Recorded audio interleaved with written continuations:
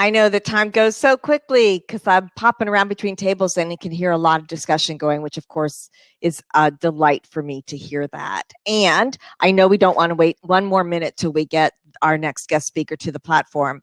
So I met Javier because he entered his project into our GamiCon throwdown last year. So when we do the live GamiCon, we actually have a throwdown event and you can enter a gamification for learning project into one of 5 categories. We have best no tech, best like use of e-learning or web-based, best use of narrative, my favorite, best use of surprise and delight.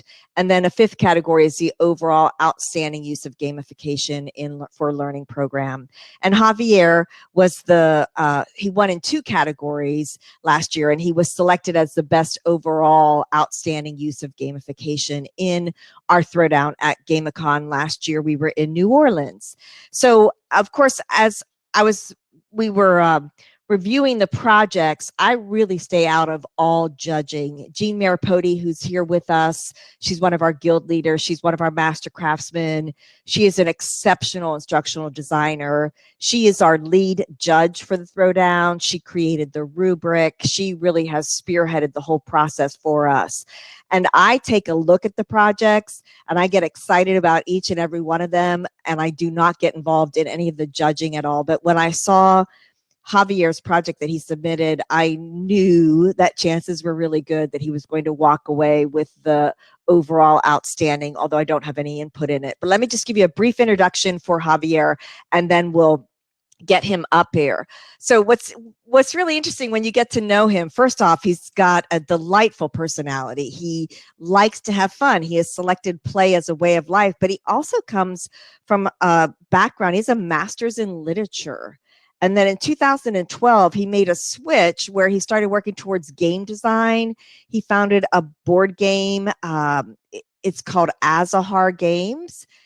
In 2013, he started working with the GSummit, which was the gamification conference here in the United States that Gabe Zickerman had started, and that no longer existed, which is why we filled the gap with GamiCon. But he started working with Gabe back in 2013, and then alongside his sister Anne Marie, whoa, my camera's going, he started working on gamification framework that they call BEM. And you're going to get more insight into that framework today. It's based on the idea of feedback, which is what the focus of his presentation is, and intrinsic motivation. So I want to bring Javier up onto the platform so we have plenty of time to hear his presentation, get to play a little bit with the ideas that he's going to present to us. And I'm really looking forward to hearing what you have to say about Javier's methodology, to watch him work. If you go out and start following Javier, you always get a ton of great insight. He writes, of course, I guess because of his master's in literature, he's an exceptionally good writer, and I always gain so much knowledge from everything from him. So Javier, welcome Javier Velasquez to the platform from Colombia. Welcome, Javier.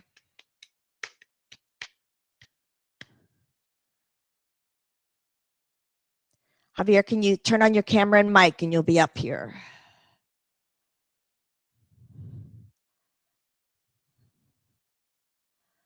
Reading the chat. Javier, camera and mic.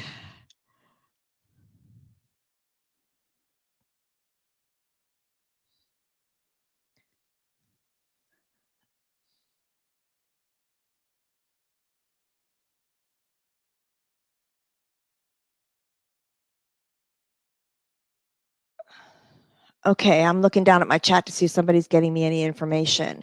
Jonathan, do you have Javier?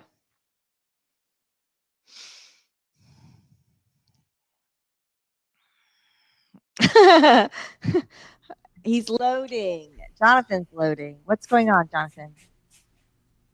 He said he's loading.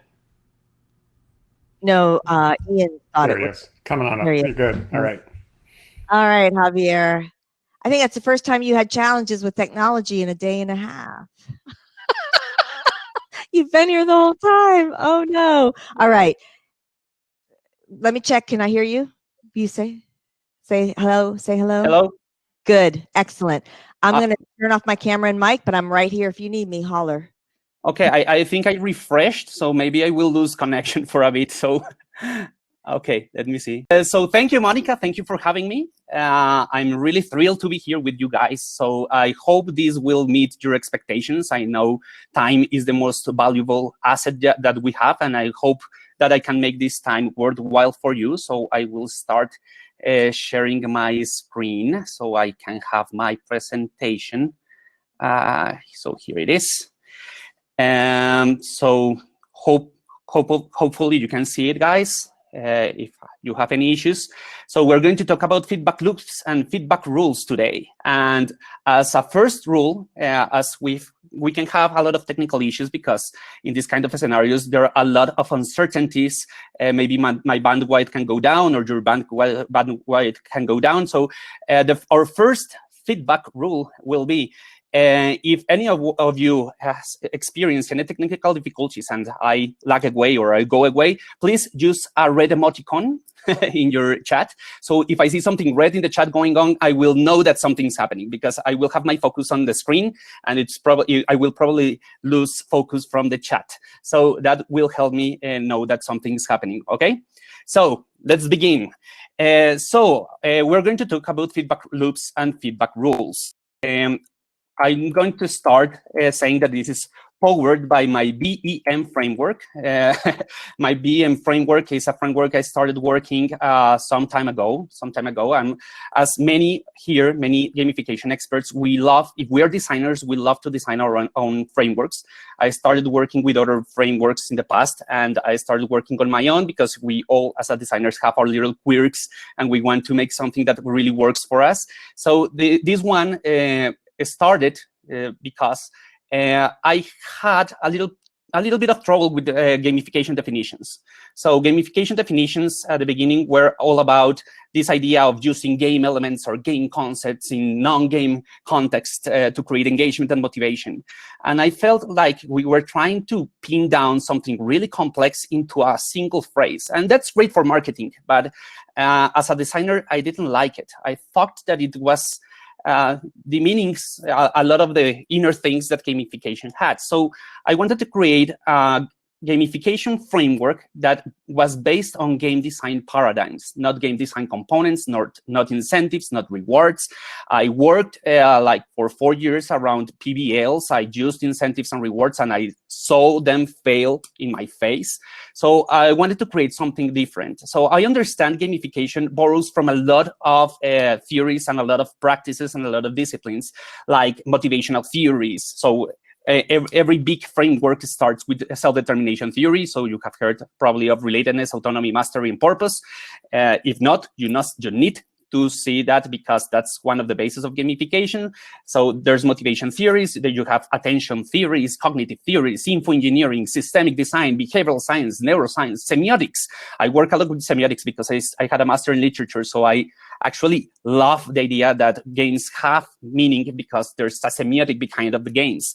And that's something that you can bring into gamification. But for me, all of this revolves around game design paradigms, because if not, there's a lot of gamification projects that become behavioral science experiments, a lot of nudges and a lot of pressures to decision-making, but that lose that thing that makes a game amazing. And there are a lot of game designers working on understanding what makes a game amazing. And it's not that easy. It's not that easy. It's 40, 50 years of work being poured into trying to figure out how to create great game designs.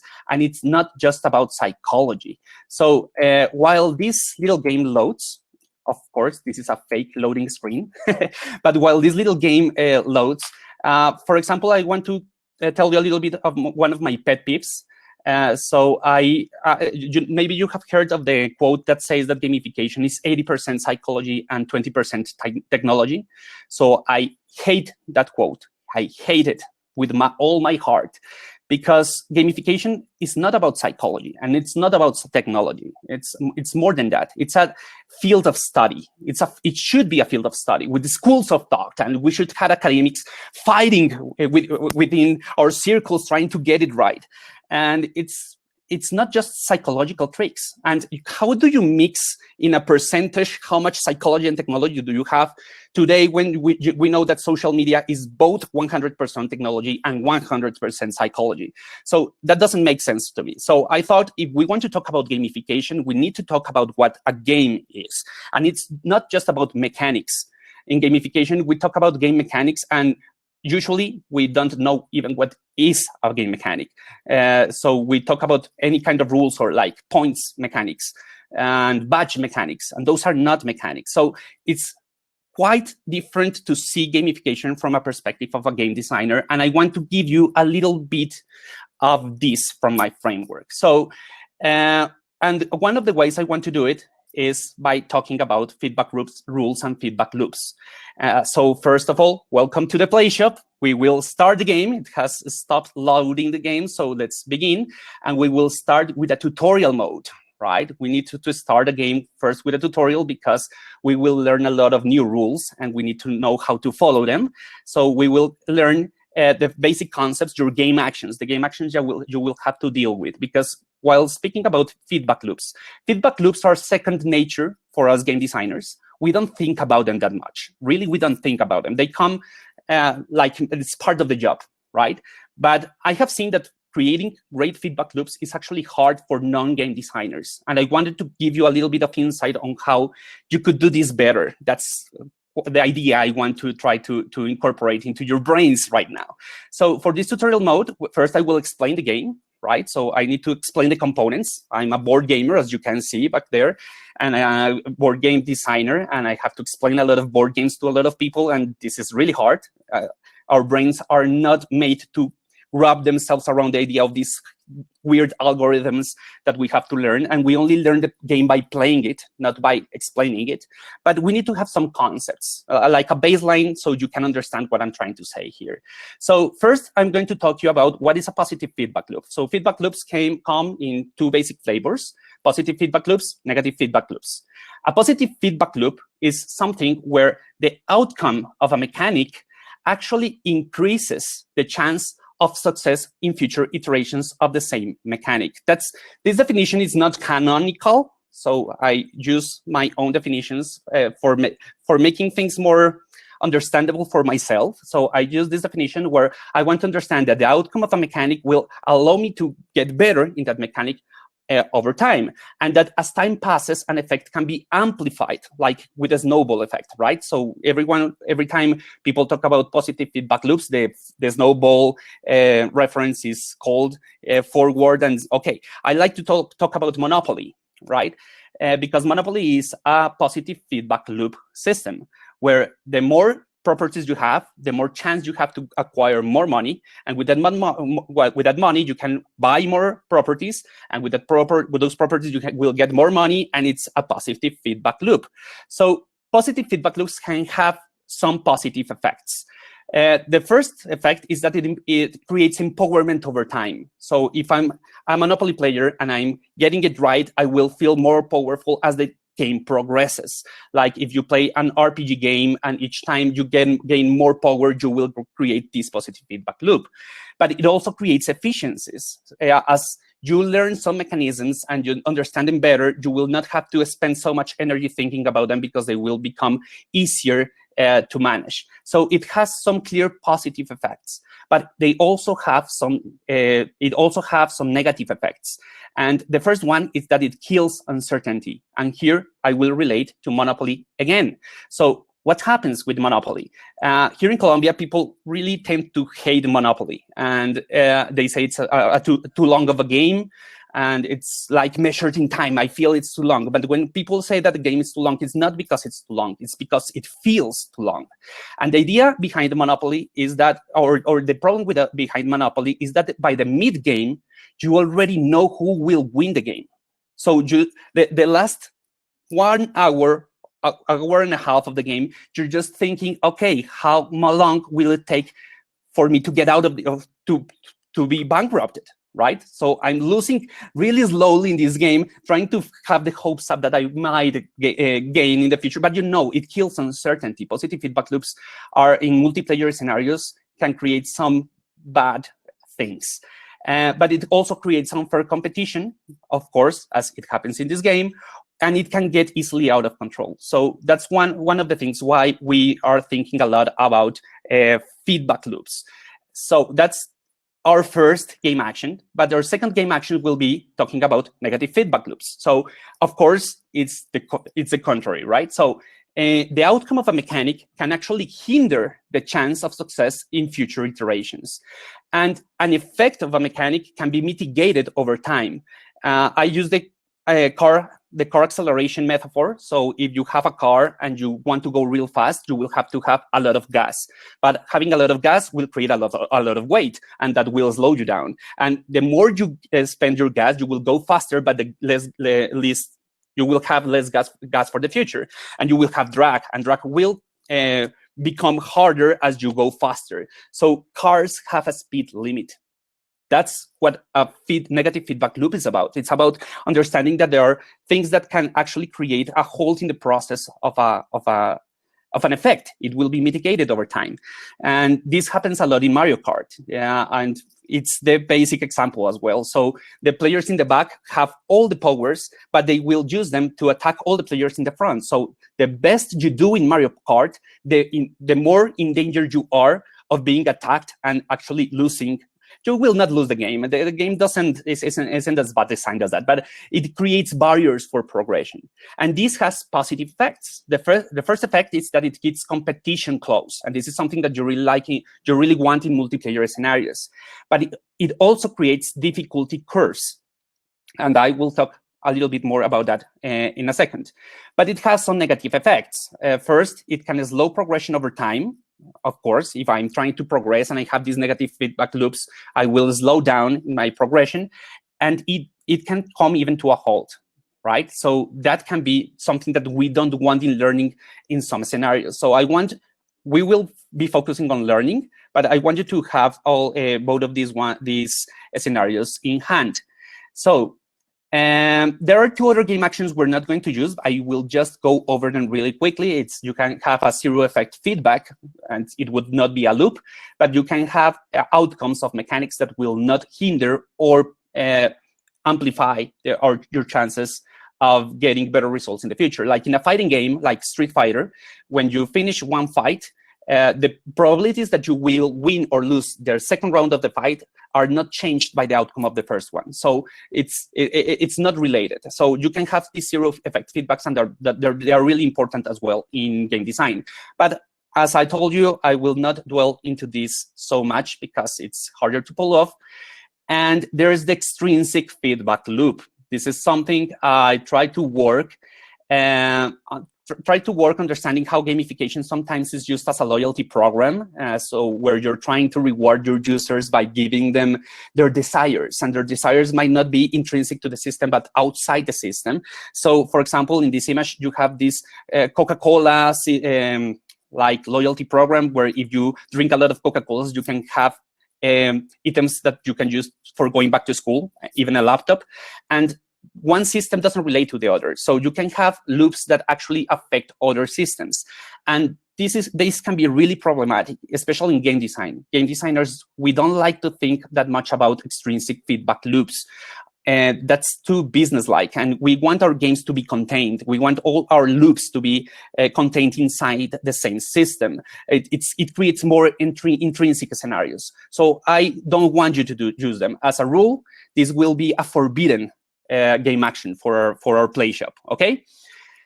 So having this in mind, understanding our probable game actions, I want to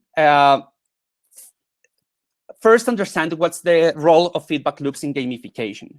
Because when you are a game designer, you have all control over all your feedback loops because they're all artificial. So if I create a board game, all the loops will be created by me. I'm a sub-creator, as Tolkien would say. He would say an author is like a sub-creator, and it has control of the world and has control over the meaning. So in terms of game design, this is something that you can really do, right? But in gamification design, you usually can't, because you have some natural feedback loops, something that's occurring in nature. And not only nature, it can be artificial feedback loops, but created by, for example, corporate rules or implicit social rules. All these human rules that we are creating all the time that already exist over the system we're trying to gamify. So the difference between game design, or for example, creating a serious game, and gamification, pure gamification for me is this, that a gamification designer has to take into account the natural feedback loops of the real world to build the game over that. And this is something that can be really hard to do. It requires some analysis. So I want us first to try to figure out how to work around these natural feedback loops in learning, to understand how gamification can empower our learners to better perform, right, and have a better experience. So that's what gamification would be about in the context of feedback loops. So let's try it in learning. Let's try this in learning, okay? To try it in learning, we will do a kind of a warm-up. So we will be playing here through the chat. You will be playing through the chat. You will play the correct card for some scenarios. And I made the game so it will not be as easy to have the, again, failure states.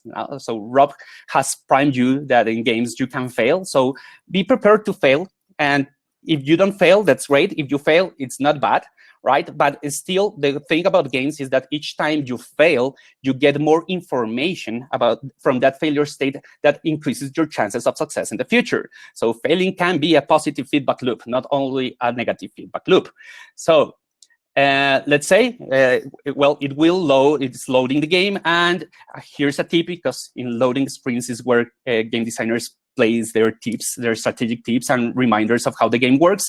And I want you to be reminded that positive feedback loops don't necessarily mean positive effects or vice versa. Negative feedback loops doesn't require to have negative feedback effects. So let's begin. So how this will be played? So I will give you a natural feedback loop in terms of learning, things that happen in nature. Our learning process, our learning capabilities are predisposed by nature. So if we understand those, what the game designer can do is create workarounds those problems, create the proper feedback loops to try to improve the experience. So let's begin with this one. And the idea is you have these numbered cards from 1 to 4. I will tell you I will read the natural feedback loop, and you will use the chat to vote. Just keep your score in a notepad. We won't have anything systematized here. I don't know, sorry.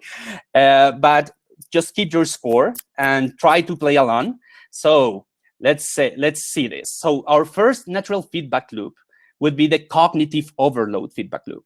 So this is based on the capacity of our working memory and our ability for attention seeking. So the more you need to store in memory, you know, I'm speaking really fast, and I'm making this challenging for your working memory. You're trying to remember a lot of things right now, right? So the more you have to store in memory, the harder is to retain information. So I have the afternoon talk, and this means that you are already a little bit overloaded. So I need to have this to take this into account, right? So I want you to vote if you think, number one, you place down number one in the chat if you think this is a positive feedback loop with a positive effect for learning.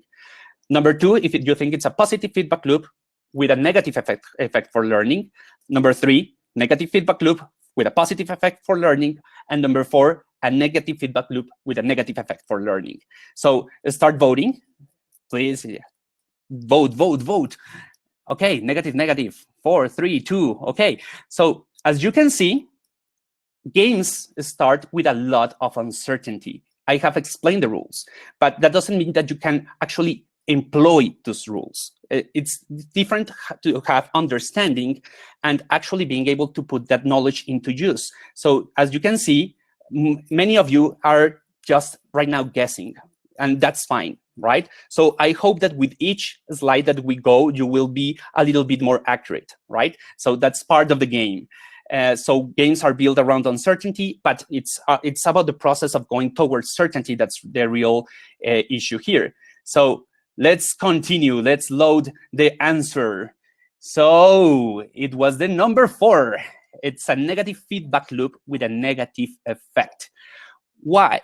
Because cognitive overload actually can create a barrier that can hinder progress of learning, even to a halt. If you have a lot of information, it can overload your brain into a process that where you cannot learn more information. Our short-term memory has a limited capacity. So it's hard to learn more when you have a lot of fresh information in your brain. So that's the cognitive overload. And we can have game techniques. Here's where gamification comes. We can have some game techniques to work around this problem. So, for example, one game technique is the mechanical unfolding.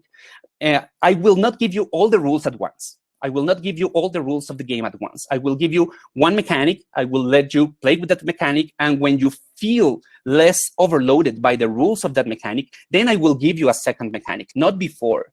And this is a technique that game designers use to create really complex systems.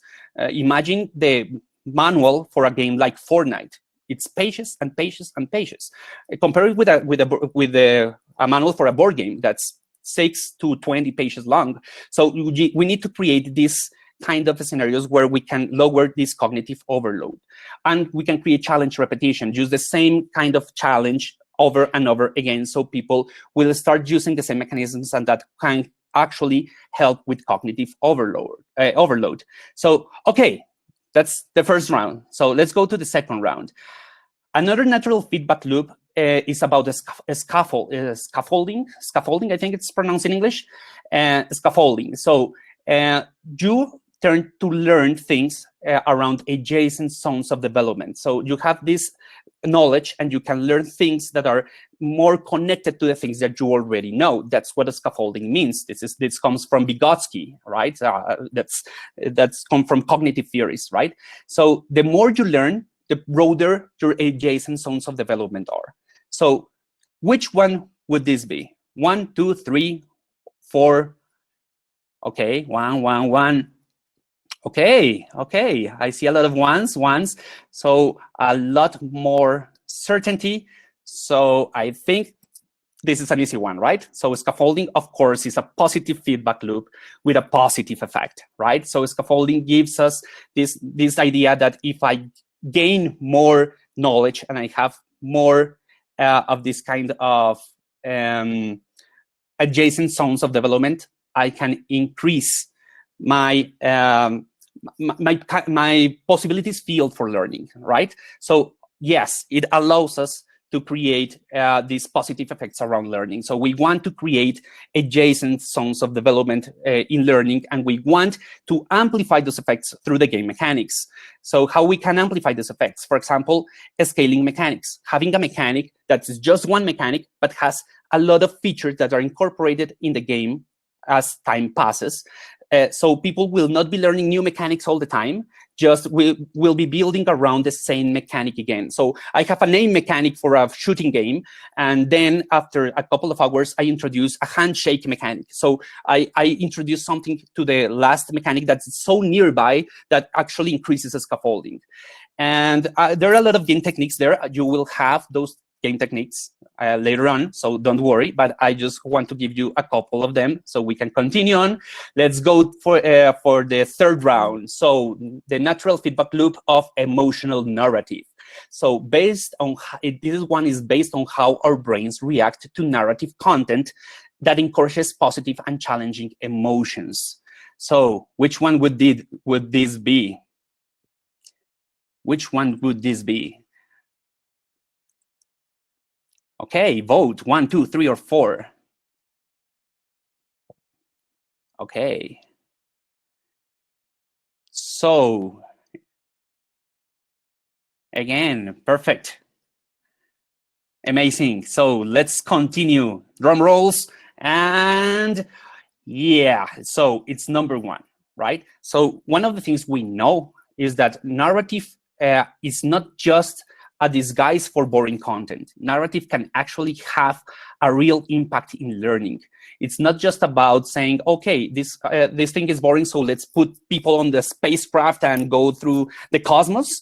It's more than that. Narrative can actually help you understand things by anecdotal evidence, because our brains understand that kind of information better. So it creates a positive feedback loop that actually can have a real positive effect, in the sense that it empowers over time our knowledge base. So narration is really key in terms of gamification design, if done well, if you actually are able to use narrative to incorporate the narrative into the learning material that you're trying to build.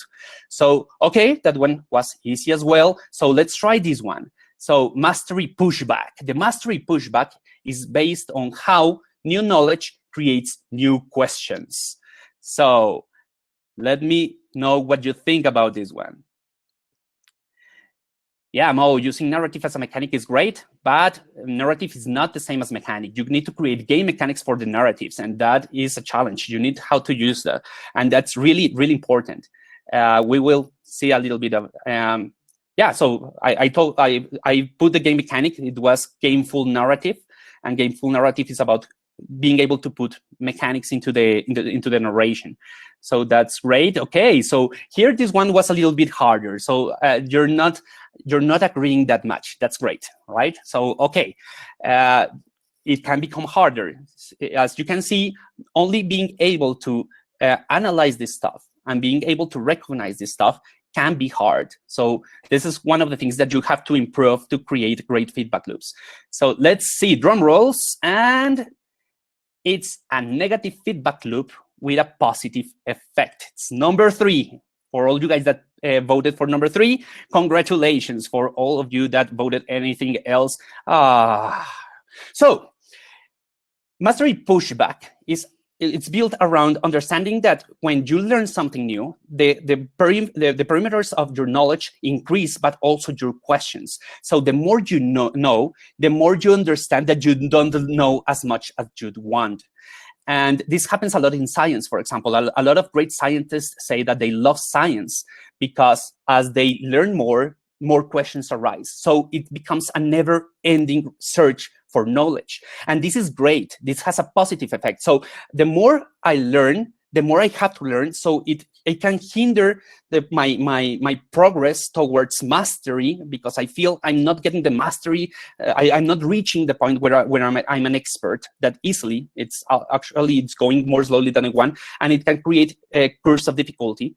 But at the same time, it can be really motivating because that creates challenge. And that's why scientists love that. Gamification designers, I think, have a lot of mastery pushback. The more we learn, the more we know there is a lot to learn out there. So it creates engagement in the long run. So I think it creates a really interesting positive effect. And we can have some game techniques like reduplicating content. So I pass a mission and that mission creates 3 more missions. And I pass one and then 3 more missions. And I can create this sense through my game mechanics that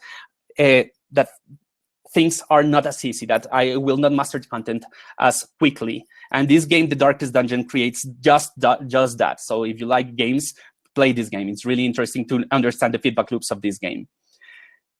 So let's go to the next one, low probability events. So they're based on how we deal with infrequent events in learning.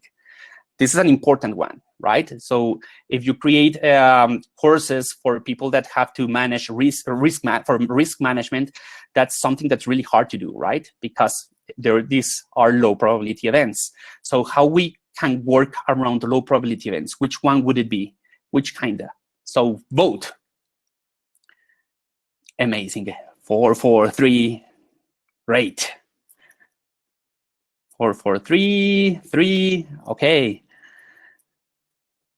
So between 3 and 4. So, oh, there was a 2. 4, 4. Okay. So feel your analytic minds trying to make deductions, trying to problem solve. It's the enjoyment of a game is not having the correct answer, is trying to make the deductions and having the knowledge that with each wrong deduction, we can incorporate a little bit more of knowledge into our prediction models.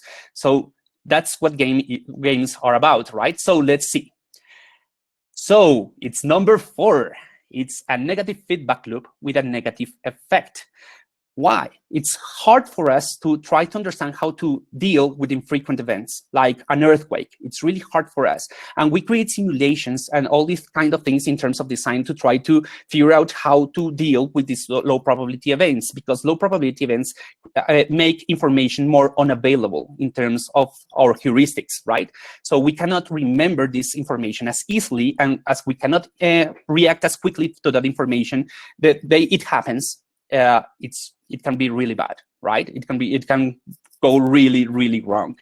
And like a pandemic was a low probability event, right? So how do we react to these kind of things? Fortunately, we can actually learn how to create courses and how to create learning around these systems. And in games, we use things like the worst day ever mechanic, that's narration, where everything goes wrong. Every time I solve a problem, another thing goes wrong, and it's the worst day ever, and everything that can go wrong, it starts going wrong on the game, so I can have more frequent memories around the issue. And you can have hyperbolic consequences. Hyperbolic consequences is when you exaggerate the consequence of something happening. For example, hyperbolic consequences is playing Assassin's Creed, where you have this great superhero that can climb and do anything, but if he touches the water, he dies. That's a hyperbolic consequence. You shouldn't have died.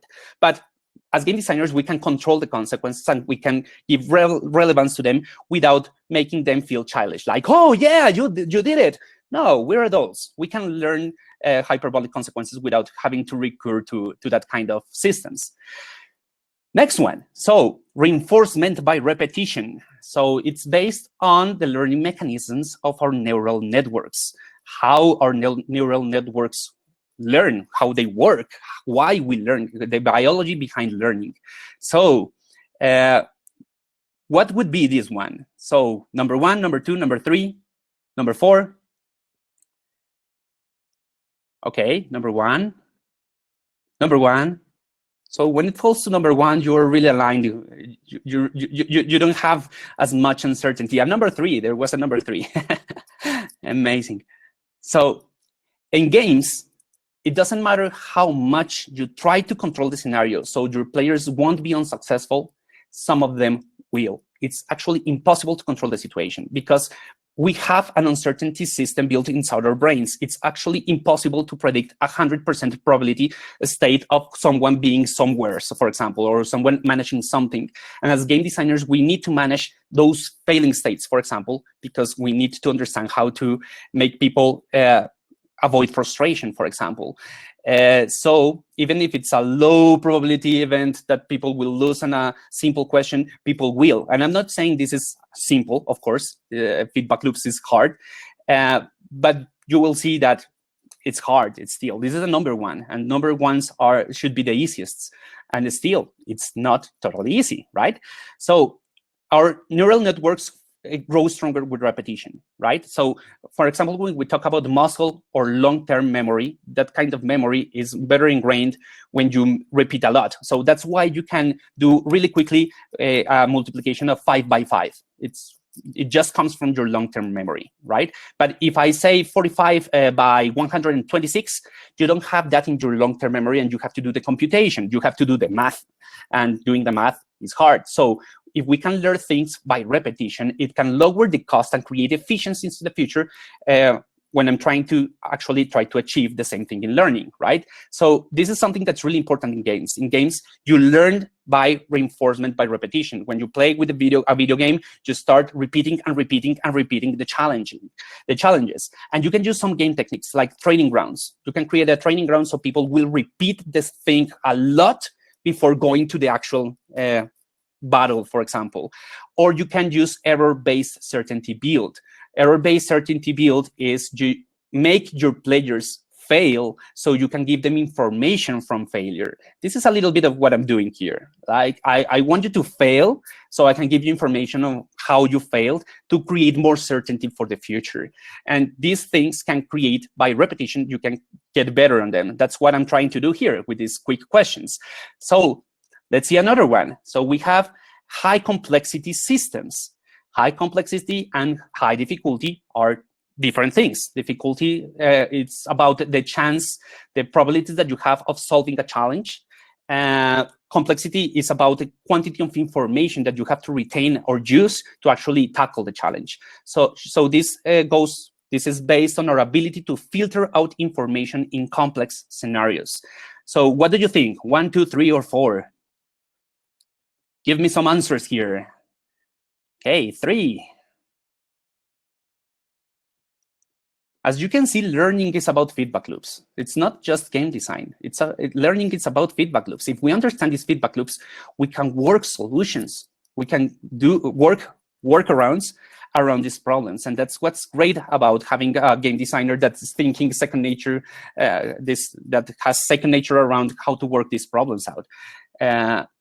But it's really interesting to have the ability yourself. That's what I want to build here. So 3, a lot of 3s. Let me see.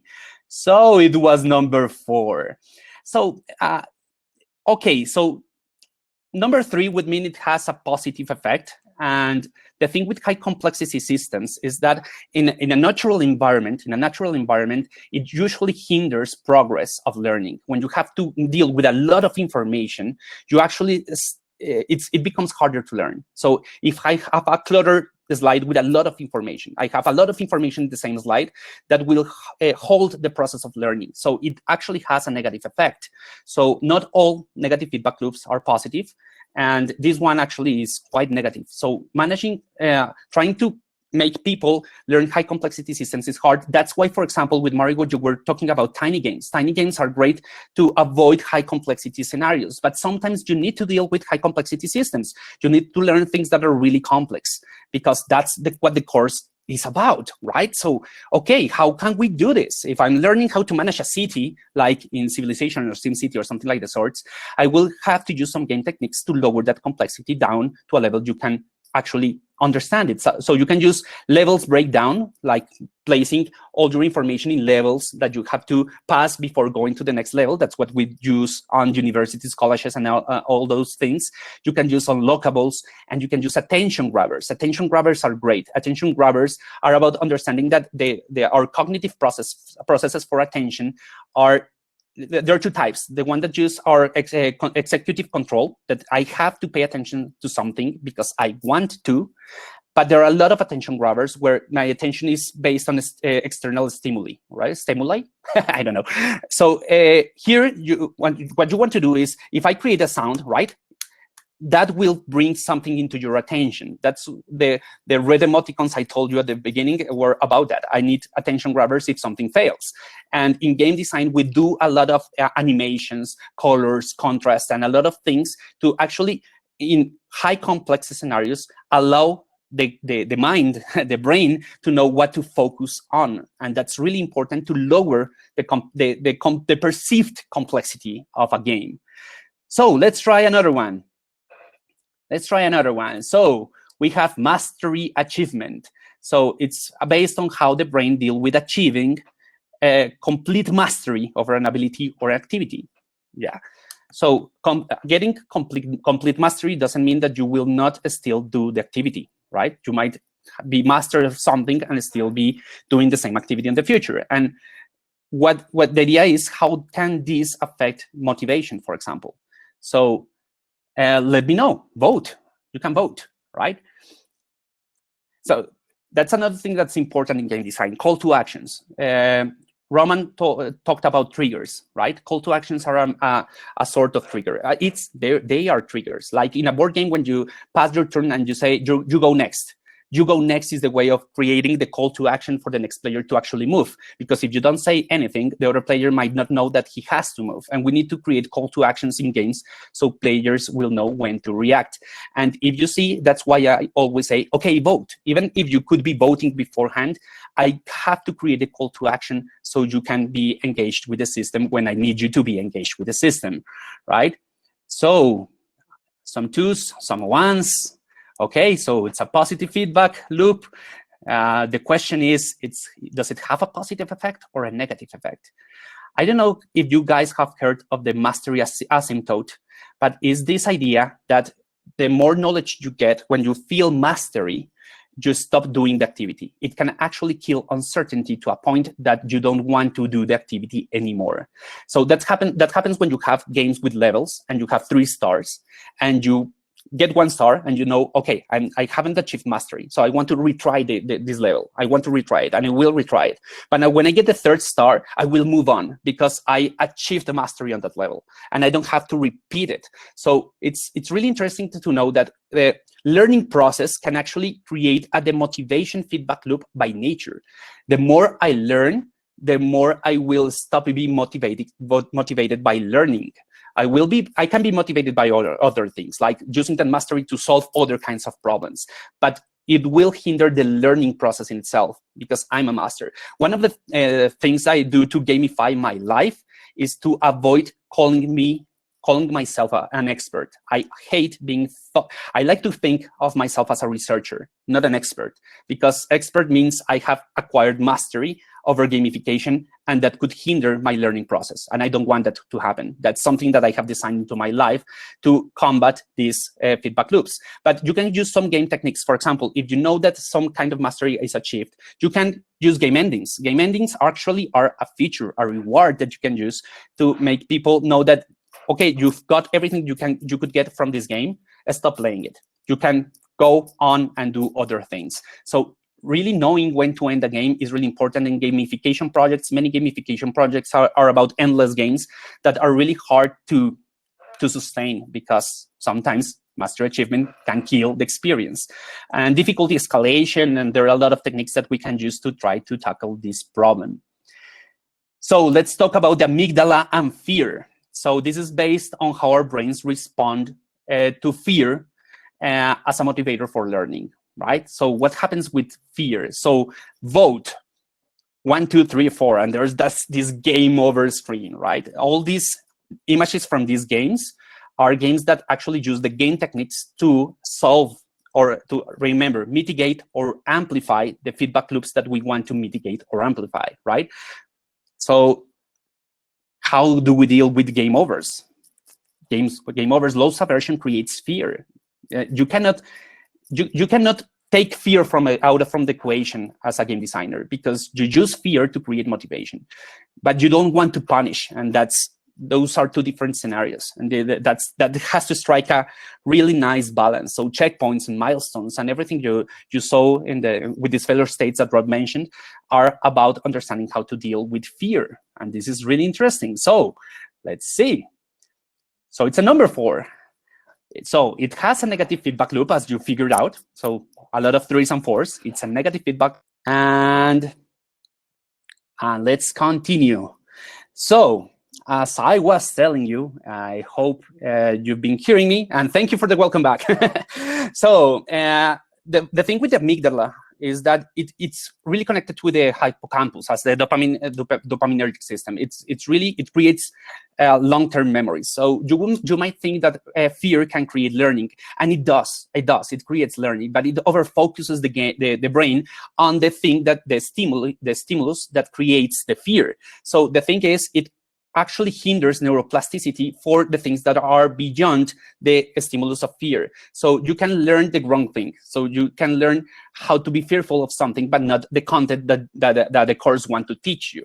So you need to be able to focus fear just in the correct ways, and you need to mitigate it. For example, you can use empathetic feedback. Empathetic feedback is about making you feel better after losing. So in Donkey Kong Country Tropical Freeze, this game, you are freezed in these cubes, but when you say retry, the Kong will just pop over happy and say, okay, let's continue. And that creates an empathic feedback loop that stops the process of fear taking control over you. So you need for example, low-cost errors. Celeste, that's a great game. When you lose, you only lose for a little bit in the world. You have all these close checkpoints that make you less fearful of dying, because you know you will not lose that much progress. So it's harder when you have to lose a lot of progress in a game. That creates fear. But if you have several checkpoints and milestones, that can actually help in the design process. So let's go to a skill comparison. So based on how we deal with finding skilled people in a field of knowledge or in a skill set. So let me see your votes again. Let me see your votes again. Perfect. 1, 3. Okay. Skill comparison. This is an interesting one. There's a theory, a really interesting theory that's called the achievement goal theory that's put forward by Carol Dweck. You know Carol Dweck probably from the mindset, the growth and fixed mindset, but she has a whole field of a study called the accomplishment goal theory, and she talks about mastery and performance goals. And performance goals are about the skill comparison, are about doing systems where you can compare your skills with other people. And mastery goals are about competing with yourself. And one of the things that this research has found out is that a skill comparison, if you are in the top performers, you can perform as well as in a mastery scenario, not better, as well. But if you're not in the top tier, the skill comparison can actually hinder your motivation by these contracts, but this idea of unfair competition, that there are people that are better than me and I cannot be as good as them. And this is actually hard to design around, because we have classrooms where we have a lot of people and they can compare their skills and we cannot do anything about it. So we need to design around these problems. And again, here comes the Mario Kart system, where one of the things I can do is reward the loser and challenge the winner. So if I am the front runner, I want to give more challenge to that player so they feel a negative feedback loop going on the artificial design, but I want to empower the loser by giving them artificial power-ups so they can catch up. That's called a catch-up mechanic in game design. And this is really important because if people feel the competition is close, you don't feel the monopoly effect, where you feel, okay, everything's lost, so why should I worry? No, you want everyone to feel like they can actually make it. And this is hard when you have people with different skill levels. So this is something that we need to design around. This is something that's really important to design around. And now we have bias reinforcement. It's based on our cognitive errors, based on our heuristics, the way our brain fails to understand, to make important choices with limited information. So how our brains process information and make quick choices can bring cognitive errors. And you know all the biases probably by heart. You have heard all the commentaries about confirmation bias. So it's about that, right? So what could we do? And which kind of feedback loop is this one, right? Yeah, so vote. 1, 2, 3, 4. So more uncertainty here, a lot of different votes. It would be amazing if I could get the statistics and know how many of you got one or the other. So this is hard. If you feel a little bit frustrated at the end of this, you will have all the handouts so you can try to see the world from these lenses, and it will not be easy. It will be challenging, but I want to challenge you. I don't want this to be easy, right? So, the correct answer would be 2. So it is a negative feedback loop. Bias reinforcement, I know it's a positive feedback loop, but bias reinforcement creates learning, increases the chance that the next time you will act over that learning, you will do the same thing. So it creates a positive feedback loop, but with a negative effect. So this one, bias reinforcement, sounds like a negative feedback loop, but actually it creates learning processes. It makes the learning process goes faster. The thing is that the thing you're learning is not the correct thing. That's the problem here. So it can get out of control really easily. So confirmation bias, for example, is a big example, because if every time I see information that confirms my bias, I will reinforce that bias in a positive feedback loop. And this is hard to tackle. So in design, I use, for this kind of a scenario, something that I call devious choices. Devious choices is about making people choose things that have conflicting information within themselves, so a single bias cannot solve the problem, so that they can have to think about the answers really well, because the bias is not enough to actually answer quickly. And that creates slow thinking. And slow thinking is great to combat reinforcement biases. But you can also use quick choice failures. Quick choice failures, if you've seen Bandersnatch, Bandersnatch has a quick choice failure mechanic where there's an important choice where you can work for the publisher or not. And you say, okay, I should work for the publisher in the publisher building. That's the correct answer. And you failed. You have to go back. That was the incorrect answer. And that's about playing with your biases, using your biases against you in game design. And that creates great scenarios where you create suspicion around the information that you're getting. And that's something that you can really do in game design to tackle these kind of problems. Because argumentation with bias, that doesn't work. You can't just be analytical and explain people why they're wrong. That doesn't work. You need to be more empathetic and make people understand the effects of their choices.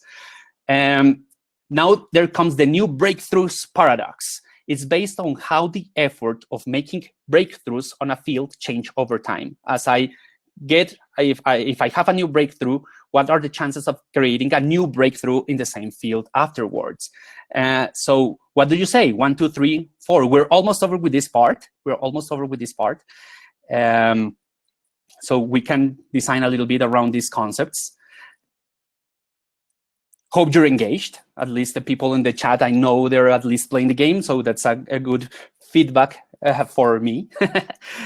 Thank you for all of those who are playing. Not everyone has to be a player. Having spectators in game design is important as well. So if you don't want to play the game, but you're enjoying the game as a spectator, that's fine as well. So yeah, it depends on the field. Rob is trying to create complexity around my little game. Don't do that, Rob. Yeah, of course, all of this has a lot of complexity, and this analysis can be seen from other perspectives, and they can change. But so let's see this interpretation, right? So I would say it's a number 3. Mainly why? It's a negative feedback loop in terms that each new breakthrough, usually in some fields, of course, means that probable new breakthroughs start growing more apart, like in physics nowadays. Nowadays, having a new breakthrough in physics is really hard because we know so much, and the things that we need to learn are mostly untestable. So creating a new breakthrough is hard. So that can create a negative feedback loop. Of course, it could create a positive feedback loops in other areas, as Rob said. It can depend. But I like this, and that's why I call this the new breakthroughs paradox, because I'm talking about the times that breakthroughs hinder the process of new breakthroughs happening. But I think this has a positive effect overall.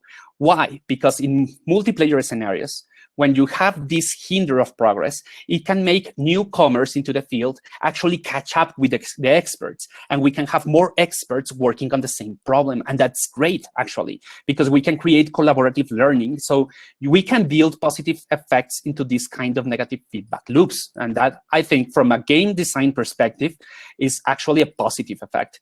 You can actually debate this one. This is one of those that I put at the last of the game, because it's not so easy to actually get it right. So it's even for me, right? So, but it's interesting to think about these things, because that's what I want to do as a game designer. I want to know the feedback loop and the effect of the feedback loop. And we can do things like use increased complexity and cap rank progressions and other game techniques to actually amplify this effect of creating more tight competition by allowing new people to become experts in the field and having more experts on the same field. This is something that we can do. Don't be sorry, Rob. This is part of the game. So, great. So, tutorial complete. If you want to place your score on the chat, that would be great. If you want to brag, if you have great scores, so you have won 3 BEM logos as my report card for this game, just because I cannot actually create a report system that is actually honest. So you will have to deal with the fact that I'm just giving you random feedback here. But great, tutorial complete, right? So now that we have played around these ideas, and I hope you understand that this is difficult, right? First, that this is difficult, but second, that it's important, right? So understanding these feedback loops can actually help you as designers to create better systems. And that's what I want to talk about: feedback rules.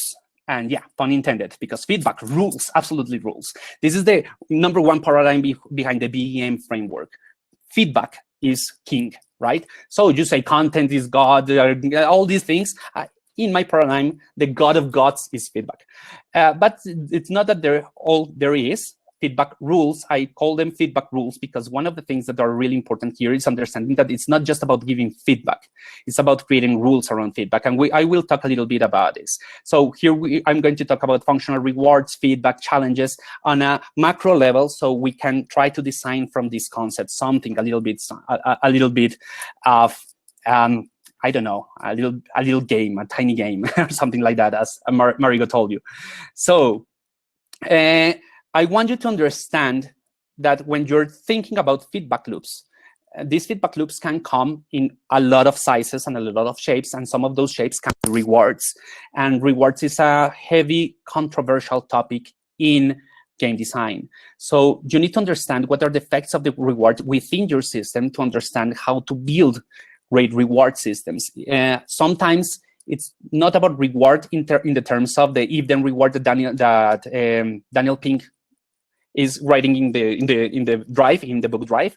Rewards, people use rewards in a lot of manners, like intrinsic rewards and social rewards, and there are a lot of things around the word reward that is really hard. But it's understanding how this reward can affect your system. Sometimes creating a social reward around allowing a player to brag can actually hinder the experience in your system because other people won't like you bragging. So like when Facebook, you can share your your game scores in Facebook, and Facebook disabled that possibility because the feeds of Facebook were swamped with scores of games and not the social interactions. So you need to understand how these actually work. So it stopped loading. And I want you to understand that one of the things why I believe in gamification so much, why I have spent 8 of my last years trying to figure this out, is because I understand that human systems are crappy games. You can say that life is a game. Yeah, I can need that concept. It's Huizinga's concept. It's the magic circle concept. It's everything that we have been thinking. Okay, so the life is a set of rules, and we have to optimize those rules, and we have to live through those rules. But the thing is, human systems are chaotic. The rules of our world are too complex, like doing our taxes and all those horrible things that we have to do in our financial system to understand annual interests, and it's awful. The rules are awful, and most of the time they're patchy. They're patches. In game design, when you have a problem, you can put a patch, and that's a horrible way of fixing a game. And in our lives, we tend to patch things over. So we overreact to a problem, and we place a patch, a rule that actually hinders experience. It happens a lot in the corporate world, where when someone steals something, okay, so now then you cannot enter this area rule that kills every possibility of having a great experience. And human systems are reactive and are chaotic, and we are overwhelmed with conflicting information. We don't know what information is good and what information is bad. So it's really hard to understand how to play inside human systems. But we have good news, and that's that game systems, this is the same times square in a game system, and it's orderly. It's really ordered, right? It's nice, it's neatly done, because everything in a game it's not predictable. It has a lot of uncertainty, because games are uncertainty systems. As Eric Zimmerman and Salem said in their book, Rules of Play, their games are uncertainty systems, but the rules are predictable. And even if the rules can change, those changes in the rules are predictable as well. So play a game that's called Flux. And it's a great little game where rules can change and objectives can change, but you know the rules on how rules change. So even that is ruled in the system. So we understand, and they're less complex models, and they're coherent. And we love that about games. That's some of the things that make you play games if you can, right? If you like to play games. So let's understand that game systems have these advantages. So if we understand that, what we want to do is we want to design feedback loops through feedback rules. Feedback rules, and so to be a little bit technical and not so much precise, there are a lot of precisions to be made around this definition, but it's something that a particular rule that can be built to affect the information space of a game.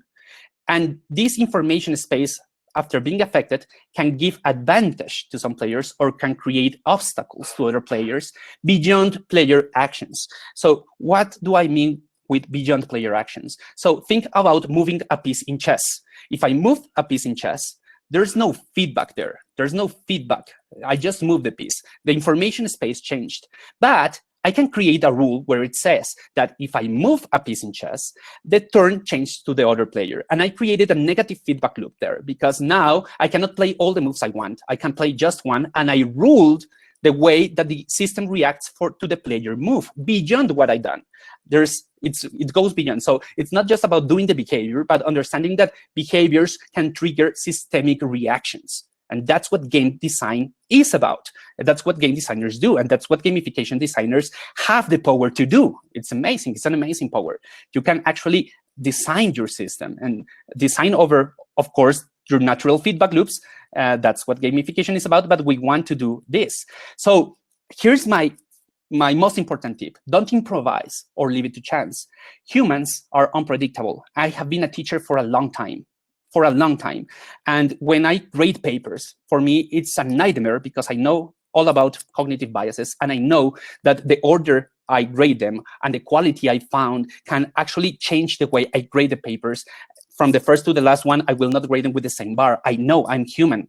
And when people ask me a question, I can sometimes say, great, and sometimes, and my feedbacks are not ruled, are actually improvised. So in game design, we want to avoid that kind of improvisation. We want to create systems where the rules of feedback giving, like, again, the red emoticons or alerts, are ruled. The more we have rules, the more certainty we can create and more trust we can create on the system itself. So don't improvise. Create rules for everything. And to create these rules, I will give you three things. First, three power-ups, right? What can you do? First, functional rewards. Functional rewards are about understanding that an outcome of a rule may allow a player to break a rule or bend a rule or amplify an effect of an existing rule permanently, temporarily, but this can balance a challenge. Basically, functional rewards are about giving the player something that they can use to lower the challenge, like the star in Mario Bros. But here in Zelda, think about all the weapon mechanisms that these RPGs have. Each time I grab a new weapon, this weapon can have better stats, which amplify some rules, the damage rules in my game, for example, which creates a positive feedback loop.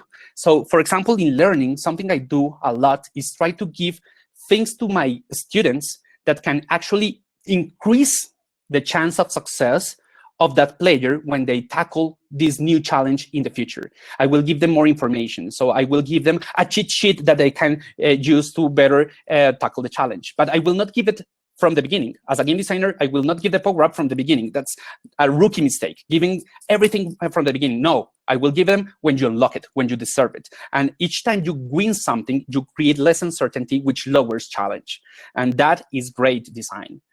It can be weird to just take these powers away from the player from the beginning, but that's what game designers do. The other one is the systemic obstacle rule. It's about creating rules that will make it will create these negative feedback loops that will make it harder for the player to progress. So here, that game that is there, I have it right here. So Photosynthesis is a game, it's a really interesting game that I bought like 2 weeks ago. And it surprised me in terms of feedback loops. And it's a really elegant game. If you can play it, please play it. Because the idea is that you want to create trees in the center of an island.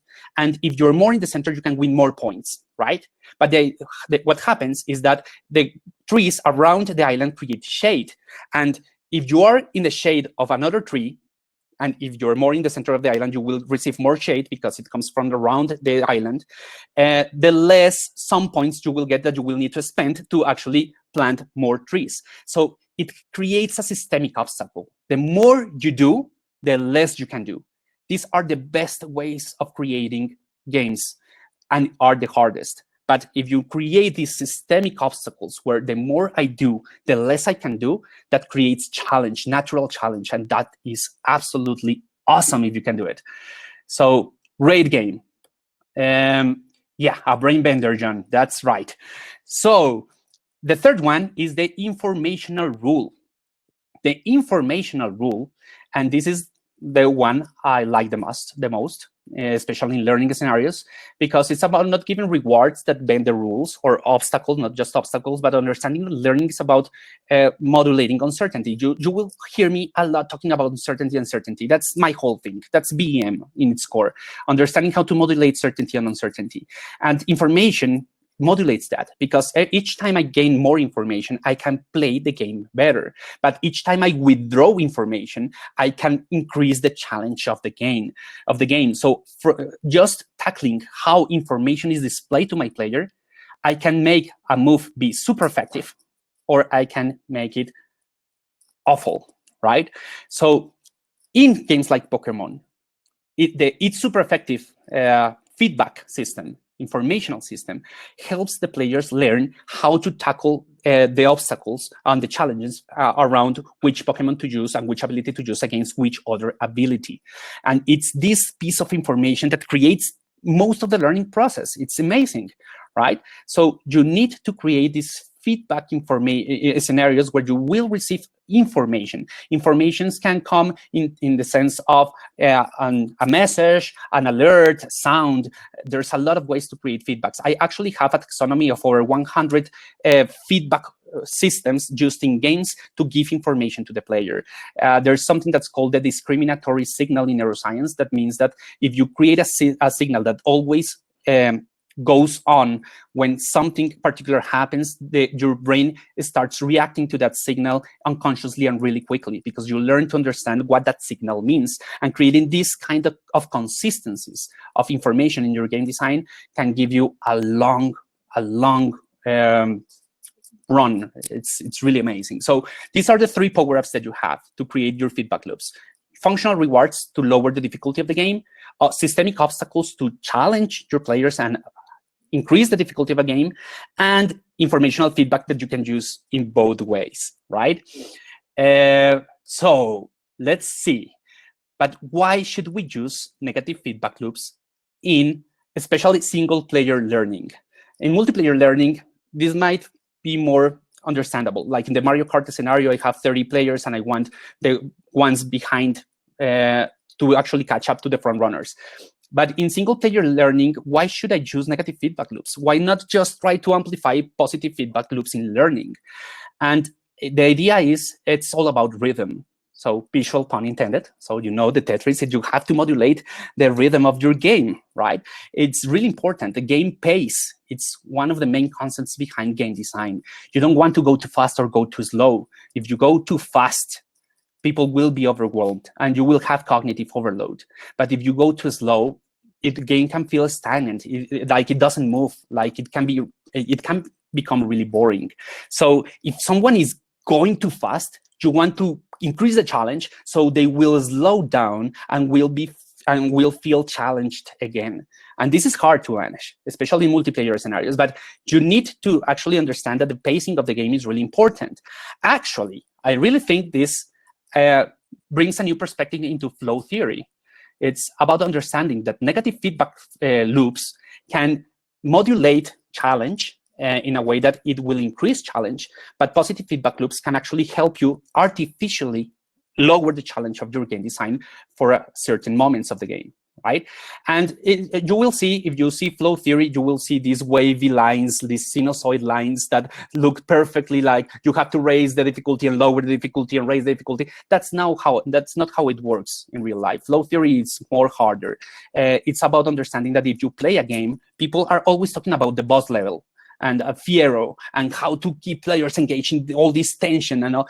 And when you actually play a game, most of the time you're not in the boss level, not even in the tension scenario. Most of the times you are on a more on a position where you feel trust, that you feel confidence, that you can achieve the goals. Most of the game you're in that scenario. So if you play a shooter, most of the times you will have hallways that are relaxing, and then some parts where you will find some enemies that you can actually kill quite easily. But then you will regulate the tension of the game. You want to regulate it. So sometimes you will be a little bit more challenged, and then a little bit less. And then in some part, you will be really challenged. So can you see these numbers? 4, 1, 1, 3, 4, 1, 4, 2, 4, 4, 2, 3. What are they? What are they? Can you figure out what those numbers mean? Answers. Yeah, Don. These were the answers to the initial initial game. And actually, they were not, the problems were not placed at random. As a designer, I did not place them at random. I knew 4s and 1s were easier. So I started with 4, 1, 1. 1, 1, 1 was easier than 4. And then I increased difficulty to a little bit of a 3. Then I went back to a 4, 1. And I started modulating the difficulty so it will not come as I'm failing all and every one of these scenarios. I have some of them right, more of them right, but some of them are a little bit more tense. And I regulate the challenge of the game. So you need to understand that flow it's actually something that is something that is in your control as a game designer. And in gamification design, it's hard to talk about flow because flow has experience and other factors placed into the concept, but you can actually modulate challenge to create better learning experience, regulate the pace. And that's really important for me. So good job. You achieved to maintain your attention through the cathedratic example, and this is now complete, right? You have heard me for a lot of time, and you have managed to live through the cognitive overload. So now, as a reward, we need to do a little bit of design, right? So I want to place the play in this play shop. So we will start designing a little bit. So to do this in the play shop, I want you. First, you need to be ready to design, right? Puny humans, puny intended. So you're ready to design, right? Always, right? This is the thing about gamification. You must be always ready to design. So if you are ready to design, let's do it. So loading, I need to load the game again, of course. Loading screens have a purpose. It's sometimes some games use artificial loading screens just to give information for the players, and it can happen, right? Some will hide the loading screens behind cutscenes and other stuff, and loading screens are really important to manage in game design. So the thing is, our tip here is make rules for every possible scenario, not just for the success states. So let's see.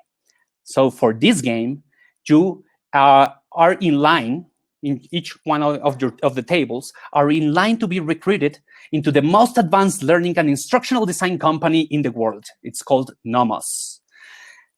Gamification is second nature for them because we're in 2045 AD. We have managed to understand gamification perfectly, and they use it correctly, and everything is quite a success. But they need to know if you are as well, if it's for you as well. So you have arrived to this building, taken from Star Wars, by the way. So, and you arrived to the briefing room. And in this briefing room at 3:30 Central Time, so it's actually 3:55 because there was a previous talk by Javier Velasquez and he took more time than he wanted. So at 3:55 p.m., you receive the briefing and your mission. So the idea is misinformation and manipulation via cognitive biases is rampant in the world. The media is polarized. Critical thinkers are being buried by the noise and the buzz, right? So nothing new. It's been happening for quite some years right now. So we need to create a learning experience to improve resilience to false information. That's your mission.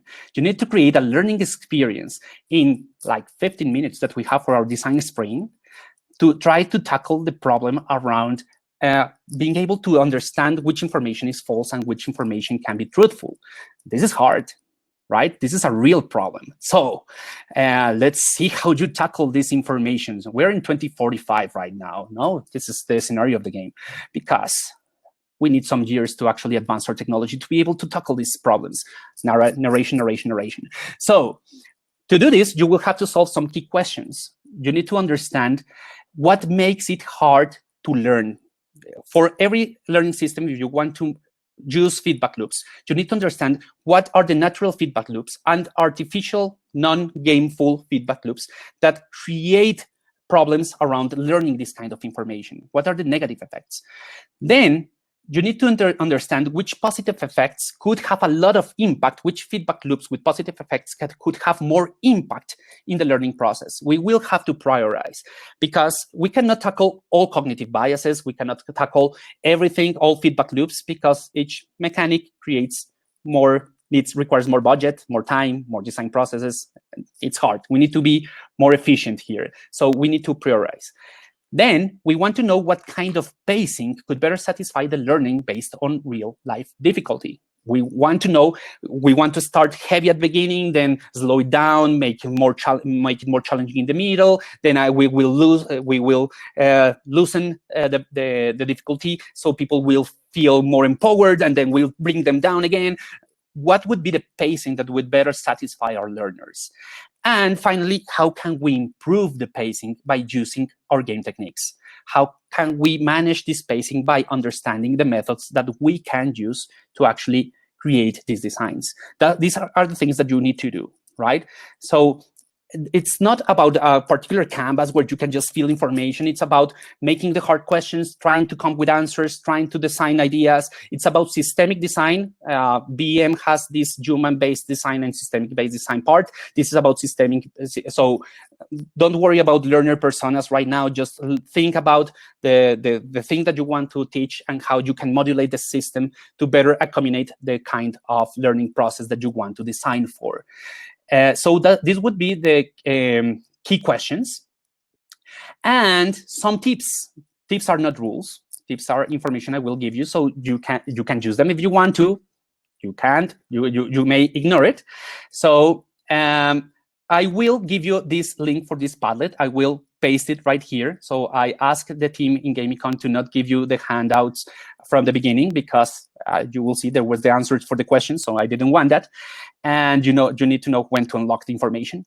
So you will receive a lot of information, a lot of game techniques, all of the game techniques explained. So there's a lot of information in that Padlet. So I don't want you to try to read it all. There's a lot of complexity there. So try to manage a strategy to actually dwell around all the information in a more efficient way, like reading only the titles or breaking down the information around your teammates, something. Try to find strategies that might work for you. There's an example in the Padlet that could help you, but don't dwell too much on it. Don't discuss it too much. It's just an example to kickstart your design process, but just understand it as an example. For now, don't mind the journey. I want you to think about pacing, and journey is about the pacing over time, how I will live the experience over time in terms of these difficulty curves. Right now, we don't have the time for that. I want you to think of the game as a snapshot of rules and mechanics that might be incorporated later on or early on. Just think about the rules and the game mechanics that you want to incorporate to actually work around these feedback loops. And finally, bookmark this Padlet. Right? Download the material. This is for you. So if you want to use it later on, if you have the Padlet, you can enter the Padlet and just clone it. If you know how to use Padlet, this information is for you to keep. So bookmark it, download the material, everything is there. So here it is. I'm not finishing, but this is my LinkedIn QR code and everything. So for when you start working on your playships, you won't see the presentation anymore. I want you to work on this, and I will go through the tables, giving you feedback and answering questions. This will be the dynamic, okay? So I will place the Padlet link again here in the chat. I'm placing it right here, right now, and we will go to table mode. And you will start trying to solve this dilemma for Nomos, right? So make it fun. Don't be too scared about tackling these problems. It's hard, but make it fun for yourselves. Try to use it as best as you can. So this requires more work and more skill building, but try to do it, and you will find that it might change the way you feel about the gamification. I hope, at least I hope. So. Let's go to table modes. Let's start. I will give you 5 minutes before I start rotating through the tables. So feel free to read information and be thinking about the questions you want to ask me. So Javier, you're going to jump to the tables how much time do you want to give them totally?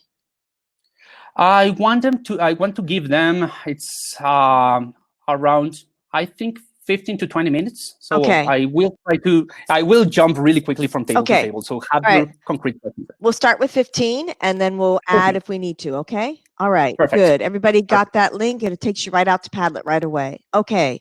Let's go to tables. 15 minutes on the clock. Perfect. Here we go. We also have some questions we want to come back and do, Javier, at the end. Okay. Sure. All right. Good. Sure. Here we go.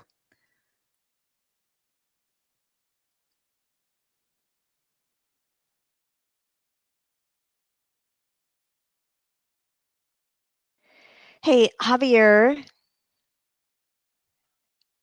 think I'm delayed.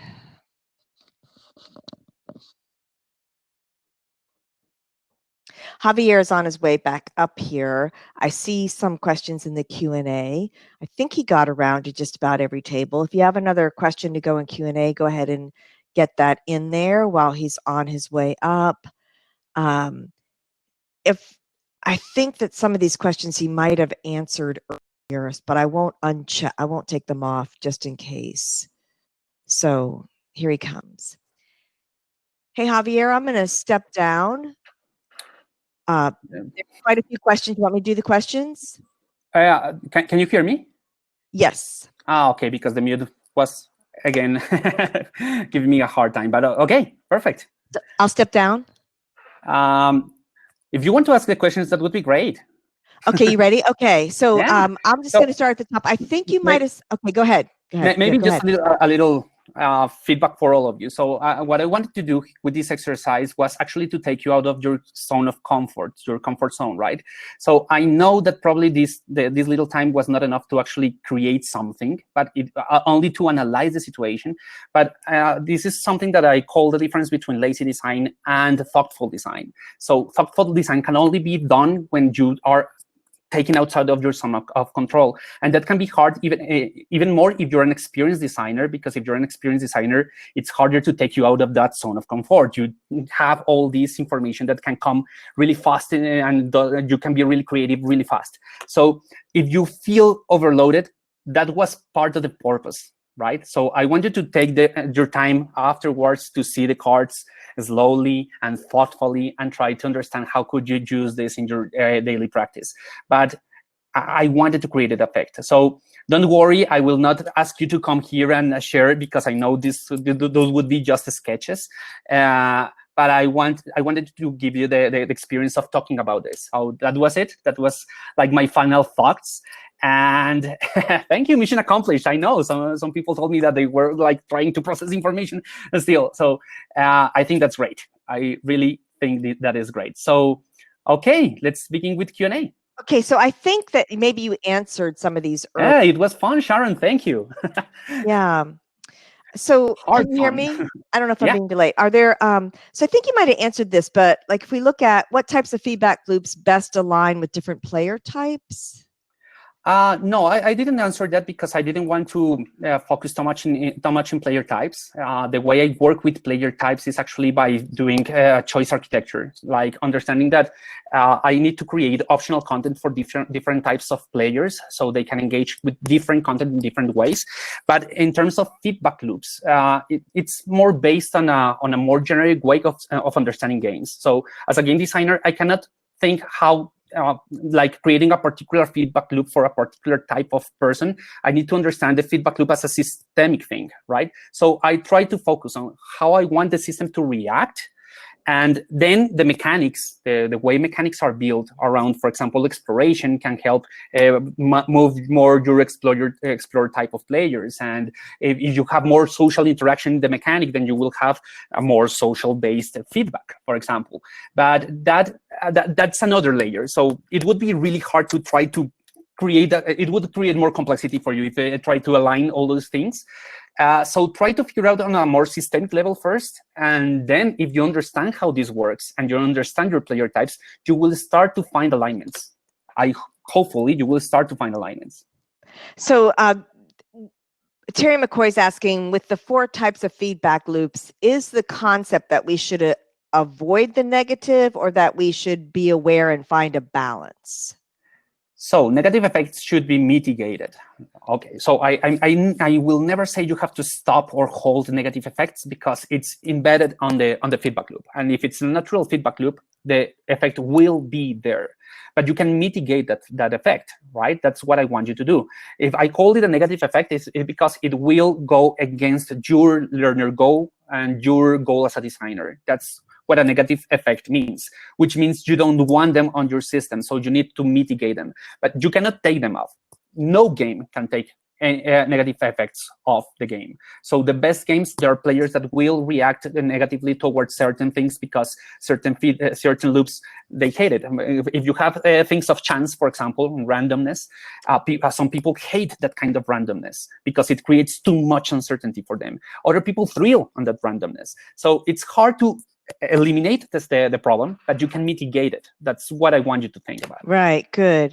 And so how many times are you iterating or testing before you find the right flow? That depends on the complexity of the game. So smaller games I can manage without a lot of iteration, and that comes with practice, right? So I think being a good game designer means you can better predict these scenarios, and you do not need so much iteration.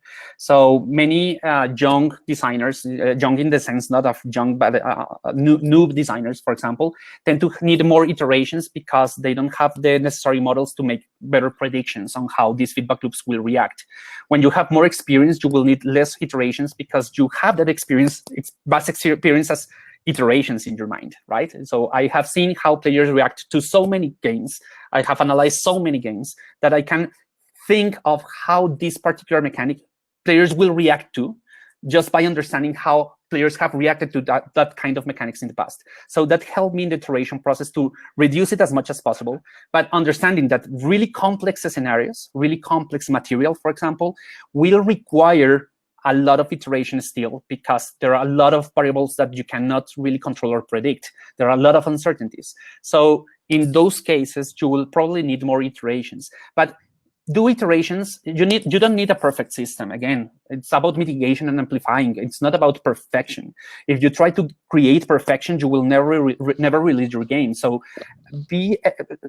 iterate until you feel the game feel is right for you as a designer. And you don't have to hear everything your player says. Players tend to give awful feedback sometimes around their experience. You need to know what to take and what to throw away. And learning that kind of things can actually help you also in the iteration process, because if you try to incorporate everything your player does, you will create more iterations that probably were needless, right? So it's an art. Yeah. I don't think my friend Robin was here today. Robin Kriegelstein is from Austin, and he's a behavior economist. And we had this little funny saying. We were saying, like, if we're designing our project based on what we think our people will do, we're going to fail because people are unpredictable. Human beings are unpredictable. Yeah. So in large numbers, remember your large number in probability is the large number rule, right? So if you have many players, even if you have a 0.001% of a behavior happening, it will happen. So you must design for that behavior. Yeah. You cannot rule it out. Yeah. You need to have that in mind. Yeah. So you can scope behaviors by rules, but you need to understand that many things will happen. Right. Like, why would they do that?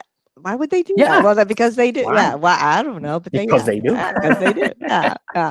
Hey, thank you so much, Javier. I knew it would be a really great session, deeper. I knew that when I invited you because I've seen your work. And when you go out there, if you have not connected with Javier on LinkedIn, I'm going to suggest that you do and start following him and his blog and his articles, because again, every one of them is the caliber of what we were getting today. It's not just he doesn't sit down and write a 500-word blog in 10, 20 minutes and put it out there. It's always a lot of depth to everything he writes. So thank you, Javier. Javier, I'm going to ask that we're going to take a quick break, and if you'll go to that top right table in case anyone wants to pop in and ask you a quick question. Hallie, I see a couple more questions here, so if you need those answered, feel free to jump over to Javier. Look at your clock, watch. Wes, I'm going to ask us to put 5 minutes on. I think Jonathan wants me to say something. Jonathan? His table's actually the bottom. Top right, right? Bottom top right or bottom right? Bottom right. My apologies. Bottom right? Yeah, underneath your logo. Perfect. Underneath your logo. Thank you, Jonathan. Yes, underneath the logo. See, he'll say, why did she say that? Why does she say things like that? That's what he's, because she does. That's why. Okay, so bottom right. Let's take 5 minutes. If you have a question for Javier, he'll Thank be you, at the everybody. bottom right table. Take a bio break, jump around and meet some other people while you can, and then we come back because we do have one more celebrity guest before we close out today from another corner of the world. So you're not going to want to miss this. Thanks, Javier. Great, great job. Thank you. Thank you, everyone, for your feedback.